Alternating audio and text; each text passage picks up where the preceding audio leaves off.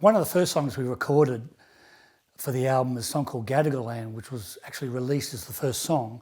And in many ways, it's a classic Midnight Oil rocker, and it's got all those ingredients, strong melody, big brass parts, strong song, up in tempo, and shifts gears a few times. And once again, we were so lucky, the collaborators that came in. We had Uncle Bunna Laurie come up to Sydney. He's from the Great Australian Bight, from the Mooning people down there. They're the Whale Dreamers. And so Uncle Bunna adds clapsticks in the middle of the song, and he also adds this "wenyo, wenyo, wenyo," which is this welcome in Mooning language. And he painted himself up because he knew that we were filming him as well. And he's fantastic. I've worked with Coloured Stone actually for years, and it was so great to have Uncle Bunna come and make his contribution. Can't hear the song without him now. We were also really lucky with Gadigal Land to have none other than Joel Davison, Gadigal poet and teacher, come in. He heard the song, went away for a few weeks, came back with this marvellous spoken word section, which you hear in the middle of the song, which once again producer Warren Livesey stretched the song a little bit so that it accommodates Joel's great passage and it really enhances the song. Also had Dan Sultan on that song, sings along with Pete.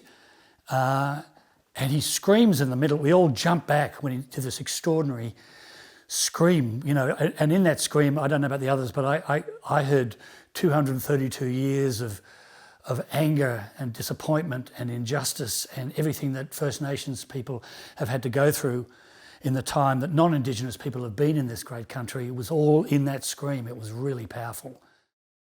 We weren't prescriptive with any of the folks that came in to work with us. We thought the best thing would be to leave it up to them, what songs they responded to, and whether they wanted to add to this song or that song, what part, and in what capacity. And I don't know if we were just fortunate, but we just had a great selection of folks come in. Some we've known for years, right back to the Blackfella Whitefella tour. People like Sammy Butcher from the Warumpi Band, guitar player. People like Frank Yammer since at least 2000. And people like Uncle Kev Carmody. Other folks we'd never met before, younger artists. And we played them when they came in, or we sent off material to where they were and said, what do you think? Is there anything here that strikes a chord, literally? And we got the most marvellous stuff back. But it was great being in the studio with some of the artists as they came in. For example, Tasman Keith came down from the Nambucca Valley in central New South Wales coast and came down with his brother. We initially played him Gadigal Land, and then we played him First Nation. And Taz said, I really like First Nation, I'd like to have a crack at it. And we said, so you'll go away with the song? And he said, no, I'll do it right now. He said, just put the song on a loop and I'll scribble things for an hour and hopefully I'll have something. And so we did that. We went away, came back. Taz said, I'd really like to record it right now, which he did. And, it was incredible for us because we haven't worked with many hip-hop rap artists over the years. And to see Taz nail the first take, the accuracy, it was incredible, and the delivery and the choice of lyric and the intent, so strong. And once again, Warren Livesey made room in the track. We'd always had in mind that we would have that area dedicated to one of the young rappers if we could find someone, but we were so lucky that Taz nailed it. And then he came back about 2 weeks later, Taz the perfectionist, and added an extra line which he'd forgotten. And then pretty much, that was it. He was very generous with his time, like all of our collaborators, came back for the film clips and for the live filming of that song, First Nation. So it was just great. One of the most special moments for me was when we got the vocal track from Gurrumul, posthumous vocal track done a few years before, maybe a year or two before he died. And it was a thing called White Cockatoo, which is a very sacred dance that's done in the top end, but there's a song that goes with it, Lurpu, I think it's called in language. And they came through and they gave us permission to use it, and we could have put it anywhere in any of the songs. And I heard it and went, oh, it's in G, the key of G, okay. What have we got that's in the key of G? Oh, change the date, that could work, And it's kind of a more spacious song, it's sort of longer, it's more open, there's more, this tempo is slower. So there was room for it to sort of shine. And I just dropped it into the track. The demo of the track is when we were in here doing the demo in the studio, and it just went, wherever it was dropped, that's where it stayed. It was a magic moment. It just I dropped it into the track at random, more or less, at the beginning and the end. And the hairs on the back of the neck went up totally. That there was this voice from the distant past, in a way, because he's not here now.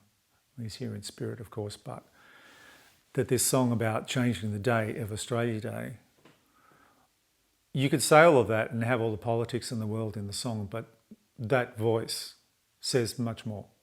The sound of that voice, the quality of it, the emotion of it, it's sort of leading you right back to 40, 50, 60, 80,000 years of civilization. And there's something in the sound of that voice that says a lot more than a bunch of white fellas could bang on about, with their politics and their music.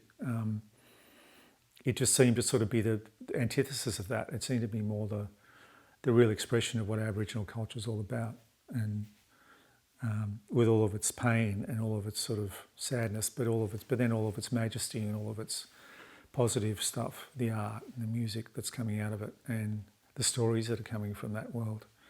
So we, that was the moment for me, for sure. I'd been doing a lot of work with Leah Flanagan, and I'd met Ursula and Kalina through her, and they came and sang on a few tracks, which was fantastic to have those voices on the record. And also then Sammy Butcher, who I've kept in touch with him, and as have the band over the years. He's out in Papunya, and he used to be the guitar player in Warumpi Band, and he's now an elder out there. Of course, he's in his 50s, and he's had a few health problems, but he's going pretty well.